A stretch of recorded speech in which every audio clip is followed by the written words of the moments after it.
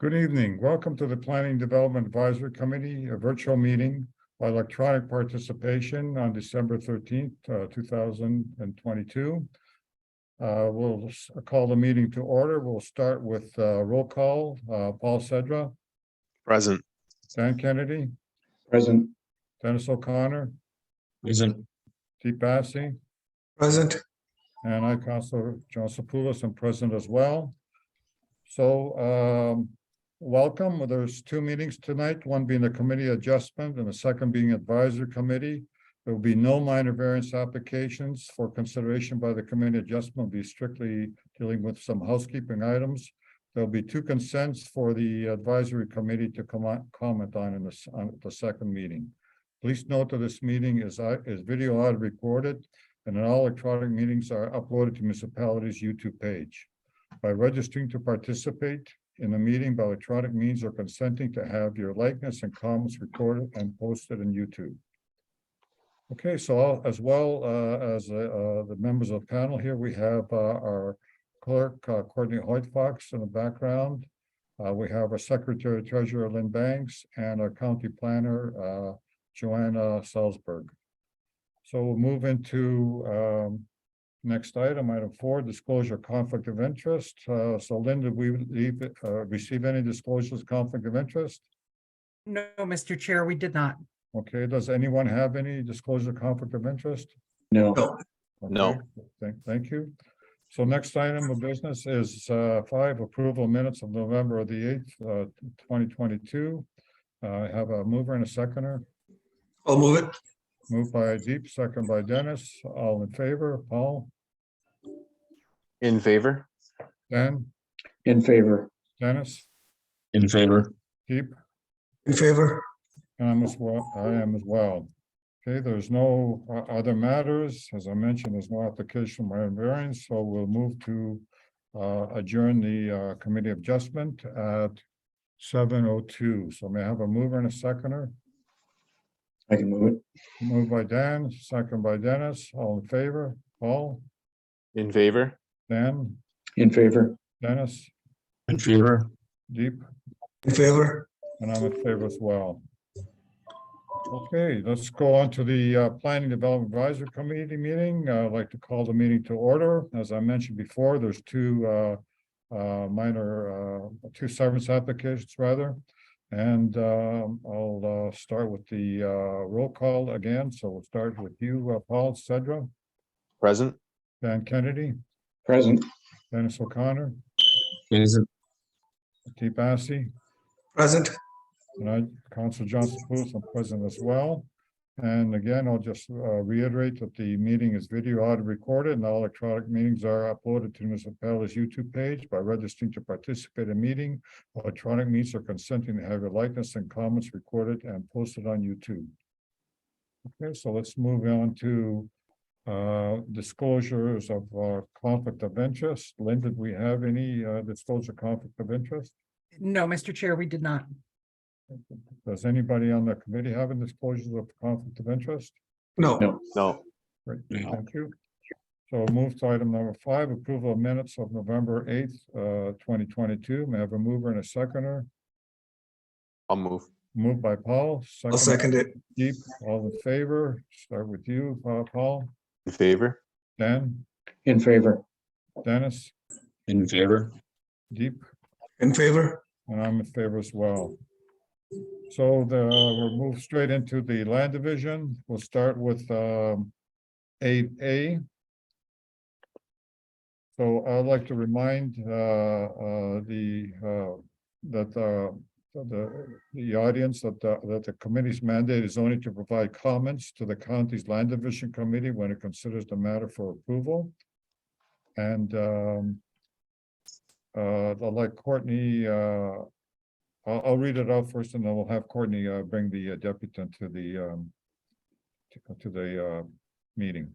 So we'll start with 8A, severance application B138-22, also known as D10-HOL, Kenneth and Janine Holman, part lot 16, concession 10, municipally known as 4524, concession 11, Township of Puslinch. Proposed severance is 0.42 hectares with 58-meter frontage. existing vacant land for proposed rural residential use with single detached dwelling.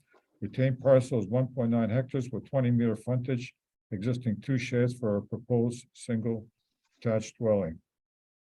So Courtney, would you please have the applicant come forward, and if you could also present the appropriate plan on the share screen.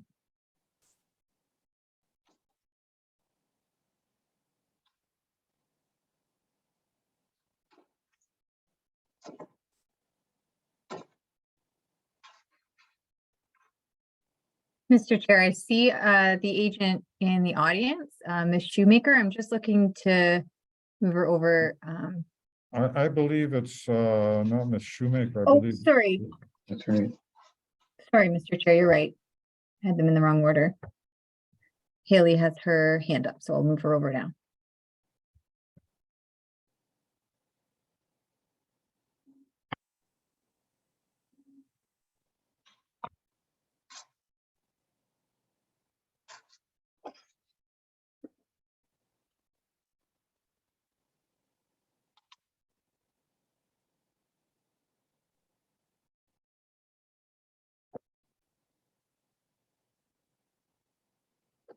Hi, good evening.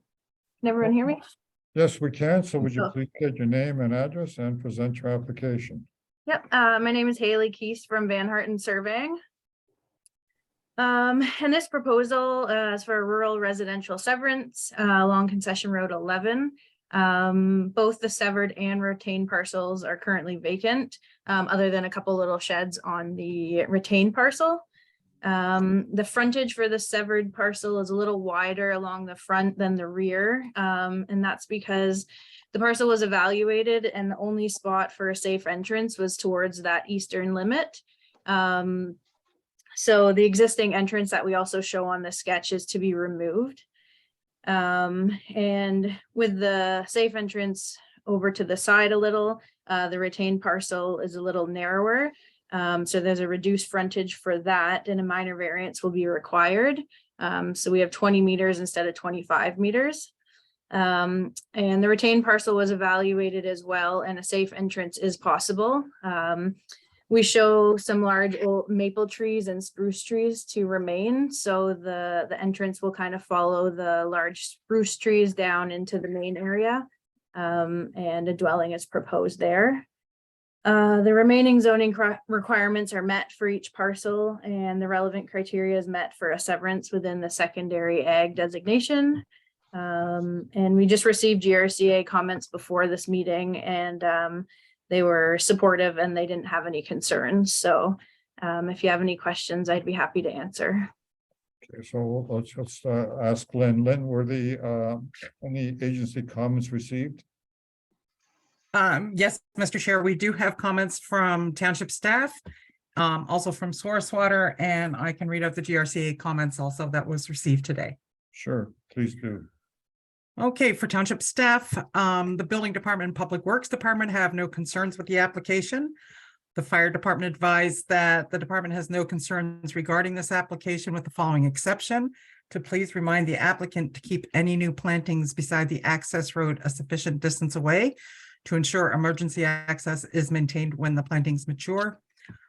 Source Water stated that since the property is not located in a vulnerable area, but the activities as indicated would not create a significant drinking water threat, the application can be screened out and does not require a Section 59 notice under the Clean Water Act. Source Water has advised that information currently available at this office indicates part of the severed parcel is within the regulated allowance adjacent to the provincially significant Arkell-Corwin wetland complex. The retained parcel contains floodplain and the regulated allowance adjacent to the Arkell-Corwin wetland complex. A portion of the retained parcel is also identified as part of the Greenland system in the County of Wellington official plan. Due to the presence of these features, the subject lands are regulated by the GRCA, and any future development or other alteration within the regulated area will require prior written approval from the GRCA in the form of a permit pursuant to Ontario Reg 150/06. Based on our review of the circulated Severn sketch, the proposed conceptual development of the Severn retained lands will require GRCA permit. Pre-consultation with the GRCA staff is recommended for the proposed development on the retained parcel. And they further wish to note that this application may be subject to growth plan policies for key hydrologic features, and suggests that the county consider the applicable policies in the review of this application. Okay, and were there any written comments received from the public? And no, Mr. Chair, there were not. Okay, I understand that township has 4 conditions. I was wondering if you can read them out. Certainly. The first condition will be one of the township standard conditions, that the owner satisfy all the requirements of the township, financial and otherwise, including taxes paid in full and payment of the consent review and condition clearance fee. The second is that safe access to the proposed Severn lands can be accommodated to the satisfaction of the township. The third is that the owner apply for and receive a minor variance for the lands to be retained for the reduced lot frontage.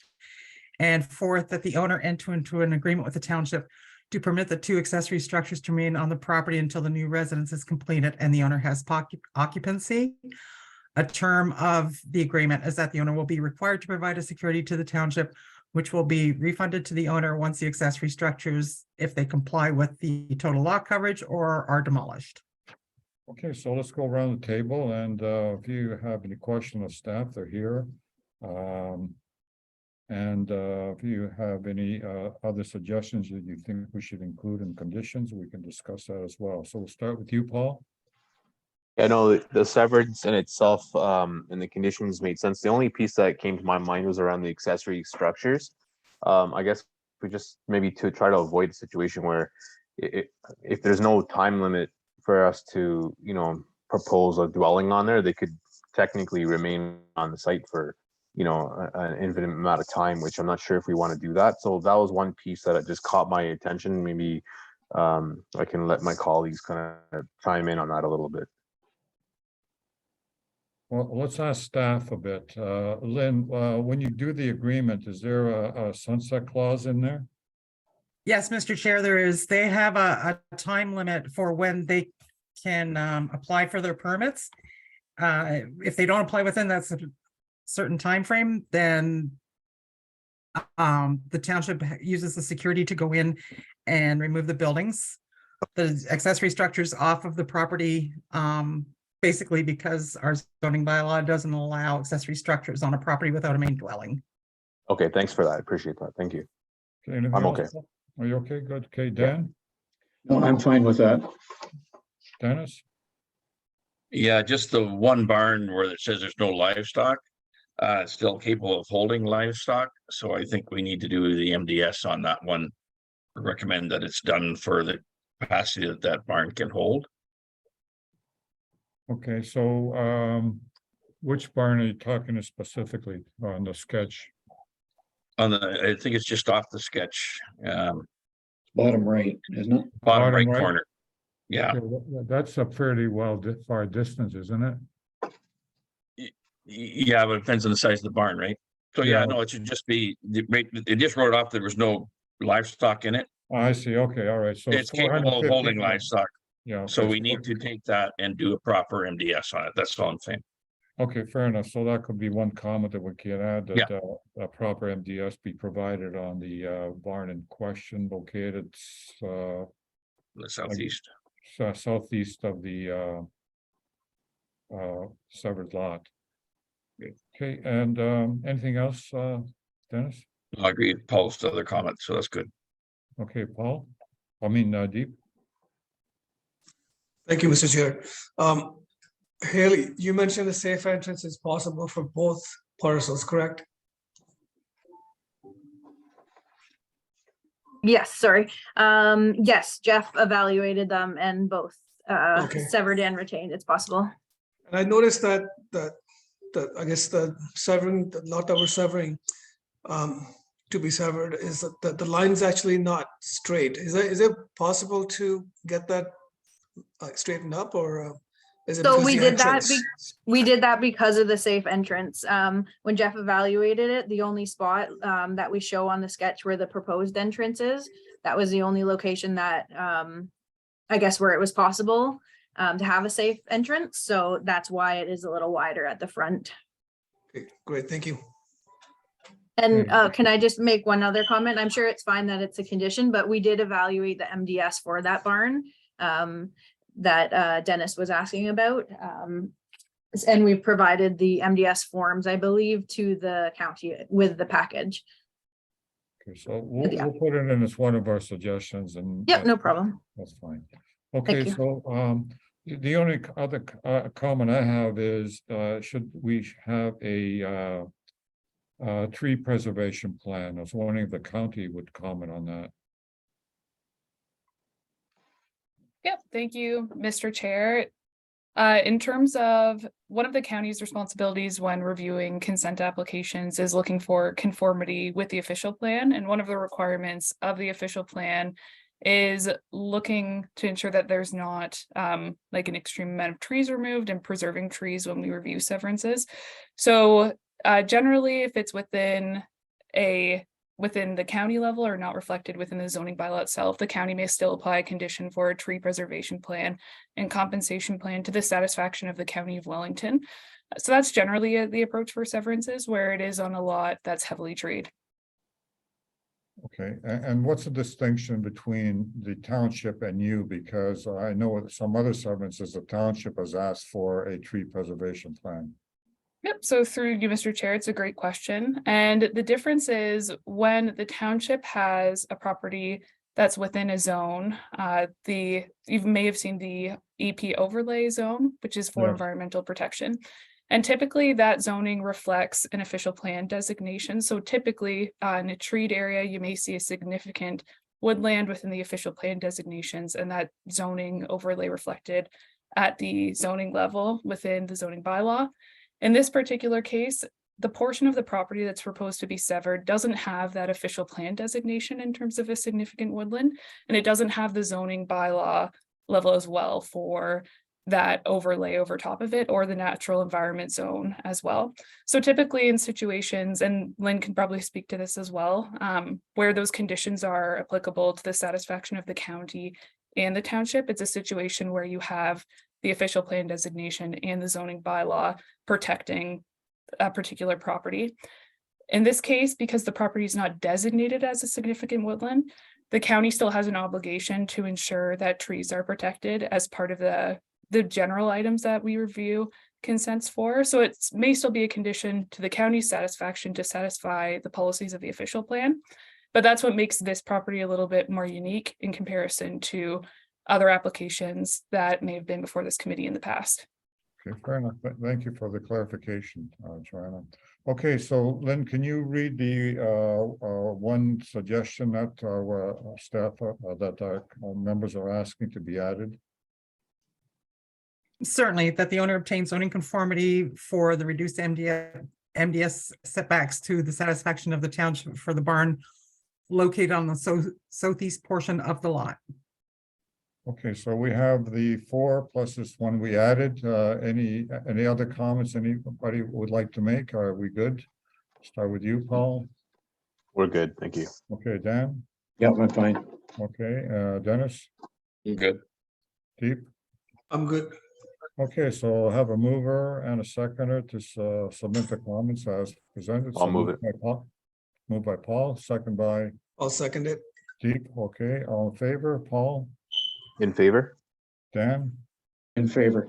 Dennis, In favor? Deep, In favor. and I'm in favor as well. Okay, so that's that one. So let's move on to the next one. 8B. Lot line adjustment B 139-22, also known as DTN-MAR, Gina and Gino Martinello, part lot 10, concession 4, municipally known as 4670, sidewalk 10, Township Puslinch. Proposed lot line adjustment is 0.14 hectares with 15.24 meter frontage, part 1 on sketch. Vacant land to be added to abutting rural residential lot. John Giovanni, Nancy Martinello, part 2 on sketch. Retained parcel is 14.88 hectares with 168.59 meter frontage. Existing proposed rural residential use with existing dwelling, part 3 on sketch. Okay, so let's ask Lynn, were there any agency comments? So I'll do that after. So again, I'll reiterate that the committee's mandate is to only provide comments to Township's Land Division Committee when it considers this matter. And Courtney, would you please have the agent or applicant join the panelists to present their application?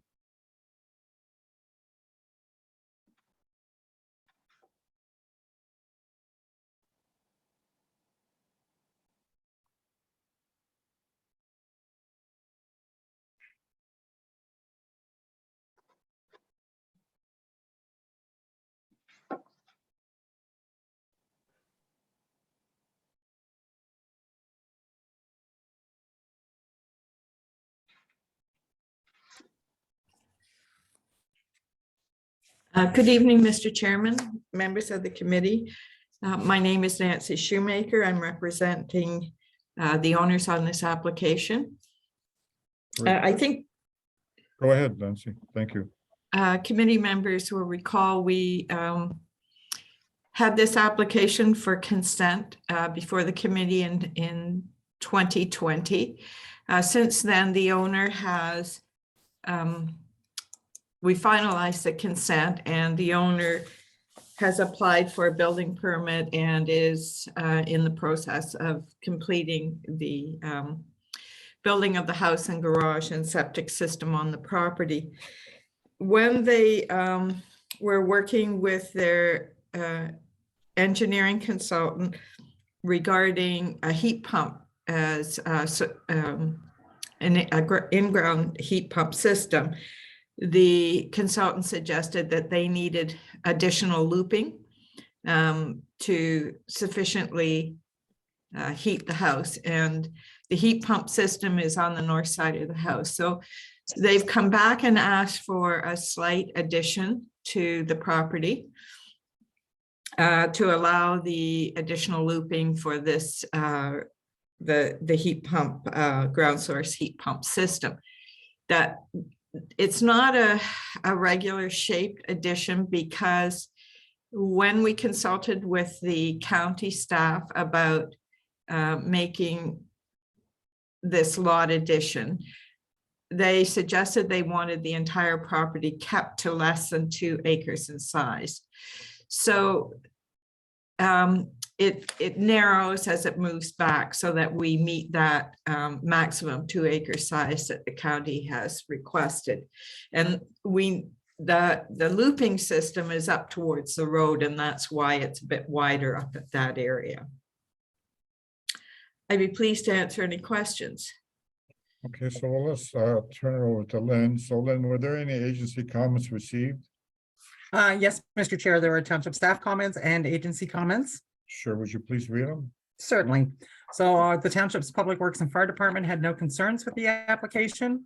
The township's Building Department noted that there are outstanding items relating to the building permits that need to be addressed on the accessory garage with the living space above. And also mentioned that these items were noted on March 7th, 2022. One of the items, the area of the accessory dwelling unit may affect zoning compliance depending on the revised permit received.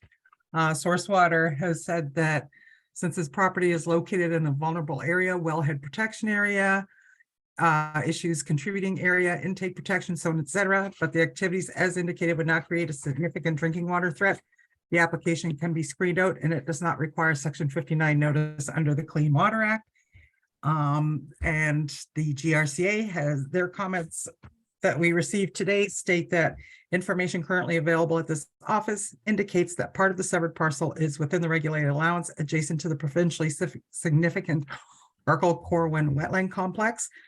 The retained parcel contains floodplain and the regulated allowance adjacent to the Arkell-Corwin wetland complex. A portion of the retained parcel is also identified as part of the Greenland system in the County of Wellington official plan. Due to the presence of these features, the subject lands are regulated by the GRCA. Any future development or other alteration within the regulated area will require prior written approval from the GRCA in the form of a permit pursuant to Ontario Reg 150/06. They've also noted that the proposed consent application will sever a portion of vacant land for the proposed rural residential uses. The proposed lot maintains an adequate setback from the adjacent wetland, and GRCA staff do not anticipate any negative impacts to the wetland as a result of this application or future development on the severed parcel. As such, the GRCA has no objection to the approval of this application. Based on our review of the circulated severance sketch, the proposed conceptual development of the severed and retained lands will both require GRCA permit, and pre-consultation with GRCA staff is recommended for the proposed development on the retained parcel. They also wish to note that this application may be subject to growth plan policies for key hydrologic features, and suggest that the county consider the applicable policies in the review of this application. And that's it. Okay, and then I understand we have 3 conditions. I was wondering if you can read them out as well.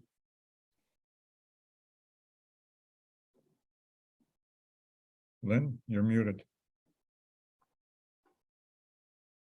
Thank you, Mr. Chair. The first condition is that the owner satisfy the requirements of the Township of Puslinch, financial and otherwise, including taxes paid in full and consent review and condition clearance fee.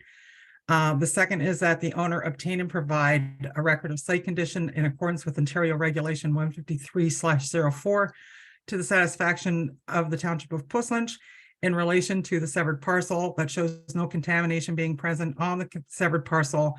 And further, the township file with Secretary Treasurer a letter of clearance of this condition. And the third one is that the owner obtains zoning compliance for both the severed and retained lands to the satisfaction of the township. Okay, great. So let's go around the table. I'll start with you, Paul. Yeah, no, it's pretty clear. I guess the only, that's the last condition there on the zoning compliance, just confirming, because I heard about the building permit. Is that related to the building permit issue? Just maybe that's for Courtney. Just want to make sure that's covered off. Yes, thank you through you, Mr. Chair. So the zoning compliance would cover the building permit, correct? Under that has, I suppose, that isn't being built to the current permits that we have on file. So if we do receive a amended permit, we'd look at that to ensure that it meets our new ARU policies and specifically the size requirements in the bylaw. So yes, that would cover off the issues with the building permit. All right, yeah, I'm okay moving with those 3 conditions. Thank you. Okay, so go over to you, Dan. No, I'm fine with this. Okay, we'll go over to you, Dennis. I'm fine as well. Okay, and lastly, you, Deep. I'm fine as well. Okay, just clarification, Courtney, could you just fill out the what other issues are associated with zoning compliance on both the severed and retained lands?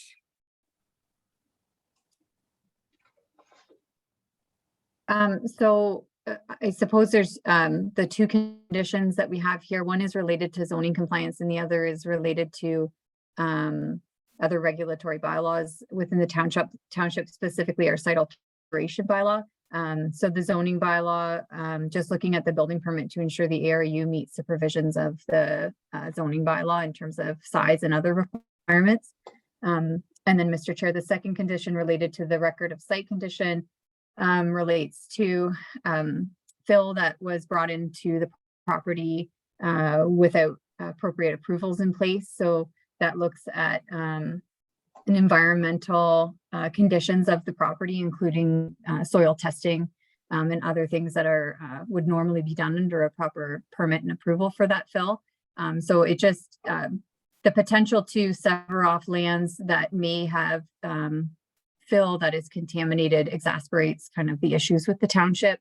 We're now looking at one property that that has the fill brought in, and with the lot line adjustment, that could potentially turn it into 2 properties that we're looking at with potential contamination. So the record of site condition would satisfy the township that the lands to be added would not be subject to any of the issues that we're looking at relating to the fill being brought in.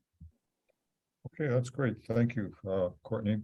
So do we have any other questions? Just go around the table one more time. Paul? No, I'm okay. Thank you.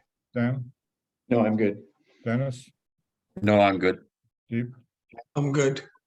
I'm good as well. So I may have a mover and a seconder for the conditions that staff have proposed. I'll move. Moved by Dennis, second I'll by second. Dan. All in favor? Paul, In favor? Dan, In favor. Dennis, In favor? Deep, In favor. and I'm in favor as well. Okay, so let's move on to other matters, although the agenda says none. I was just wondering if I can get Courtney to just give us an update on the committee meetings in the new year. What type are they going to be, where they're going to be, and that sort of thing. Certainly, Mr. Chair. So the township has moved for our council meetings and our public information meetings to a hybrid model where we have members of council and certain senior staff in person at a community center. We've purchased some cameras. They're called OWL cameras that allow us to have a hybrid meeting where we have individuals that can zoom in or be in person. So it's been working very well. I think we've done maybe 3 or 4 meetings, Councillor Sepoulis, I'm not quite sure the number, with council as well as a public information meeting. So our procedural bylaw stipulates that we are either all in person or we are, and when I mean all, I mean the committee or council, or all remote.